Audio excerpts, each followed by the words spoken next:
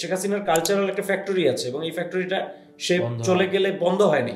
বাংলাদেশের বিচার বিভাগকে কিভাবে ব্যবহার করা হয়েছে এটা ছিল একেবারে তার সুস্পষ্ট একটা প্রমাণ। তাহলে আমি একজন সোশ্যাল ডেমোক্রেট এইভাবে বলতে পারি আর কি। ওই জায়গাটা সোশ্যাল ডেমোক্রেসিটা আসলে কি, সোশ্যাল ডেমোক্রেসিটা খুব simple, not ideology based, rather value based. অনেক উপদেষ্টারা বসে আছেন যাদের নামও জানে না, কাজও জানে না, কি করে কোনো হদিস নাই। সে 5 বছর যদি থাকে তাহলে 5 বছরের রূপরেখা দিতে হবে। টাইম তো বদলে যায় বিভিন্ন সময়।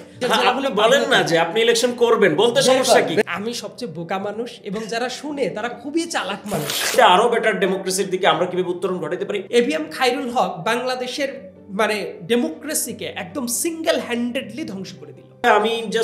আমি জাস্ট এই ঘটনায় সাইলেন্ট ছিলাম। সমন্বয়ক শব্দটাই তো এখন একটা ওয়ার্ডে পরিণত, বাজে ওয়ার্ডে, যেটা পাবলিকলি একটা বাজে ওয়ার্ডে পরিণত হয়েছে। অনেক জায়গা আছে ঠিকমতো যেভাবে ফাংশন করার দরকার ঠিকমতো ফাংশন করছে না। ইউনূস যদি মাঝখানে ছেড়ে দিয়ে পালায়া যায়